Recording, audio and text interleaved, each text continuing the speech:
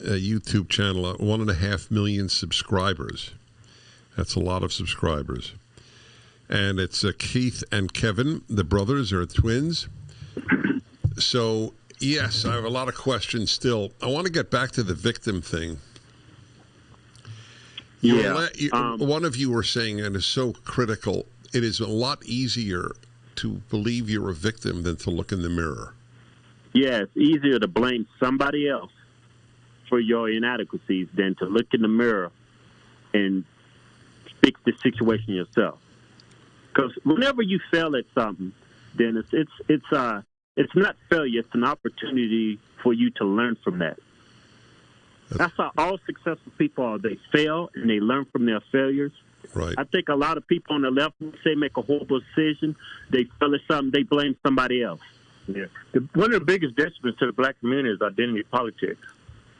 I mean, me being us being in the military, us being working in Fortune 500 companies all life, from every black person I ever known, man, they always had this thing with other people being racist when they don't even know that person personally. Like for example, when I went to school and I got a degree in accounting. Once I got that degree, Dennis, I went to I want to say 15 interviews. No one ever called me back. I fell in that whole victimization. Oh, it's got to be because I'm black. It's got to be. So, you know what I did, Dennis? I said, you know what? What I'm going to do going forward when I get another interview, I took all those questions that they was asking me during the interviews. I'm going to go ahead and perfect my answer for every question they asked me. And my next interview, I'm going to knock that socks off. I'm going to smile. I'm going to improve my interviewing skills. So the very next job interview, I prepped myself for like a week. And every interview I went to asked them the same question, but I didn't have a good, solid answer for them. So my next interview, I answered every question. I was very articulate. I gave them great answers, and I got the job. Even got more money after 15 rejections. After 15 rejections. Yeah. I could have very easily. By the way, did you wear a suit and tie to the last one? I wore a suit and tie to all of them. Okay, just checking, because you guys do not wear a suit and tie on your podcast.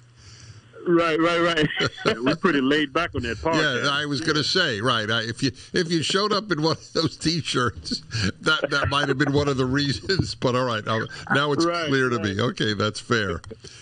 So, So the great challenge is to get that message to more blacks. You're hurting your lives by buying this victim mentality. Yeah, but Hollywood and our culture, our musicians, our celebrities, our civil rights, man, they got their hook so deep in the black people, you can't even talk to them. They're so mentally enslaved. They don't even know they got shackles on them. I try to talk to black folk. No, I'm not going to dance with a white man. You sound like a white person. I'm saying, no, man, I'm just being clear. You can't. Everything's just not. It's just not about being black and African. We all are just people with the same likes, the same wants, the same dreams in America. Drop all that pro-black, pro-Africa. I said, man, you're just an American. Nothing more than that. You're American just like everybody else. That's right. That's the dream, and that's what I believe. That's exactly right. I am in the I'm in the second toughest group to crack. I'm a Jewish conservative. So whereas you got 90% of the vote Democrat, I only have 70%. Jews vote 70%. Yeah. So I start off with a little advantage when I speak to Jews. But the truth is, the left-wing Jew will turn me off, just as the left-wing black will turn you off. Yeah. Right. It's sad, really. I mean, our form of government in America is more of a Republican form of government because no democracy can ever survive, because of just mob mentality. Just That's right. Mob mentality. Yes. You see it on the left. You see with these riots. That's a pure democracy right there. It's just mob mentality. Yeah. Everything's based on the whim. There's no logic. It's all emotion. Yeah, just imagine, Dennis, if we didn't have the Electoral College, we would never have a Republican president. That's right. Never. That's right. Because of and nobody because would campaign in Wisconsin or Michigan or Ohio. It would be irrelevant. They just get Los Angeles and New York and go home. Yeah. Yeah. And Philadelphia, I guess. By the way, you guys are living in Vegas. Vegas is hurting, isn't it? Yeah, it's the highest unemployment in the country. Yeah, because the majority of the economy out here is tourism, hotels, exactly, buffets, and people are still not coming.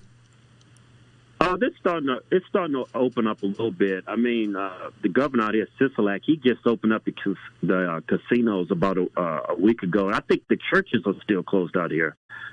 I mean, what's really weird to me about this whole pandemic is the left always preaches about follow the science. The science is pretty clear now. If you're under 50 and you're of good health, this virus has very little effect. That's right, my man.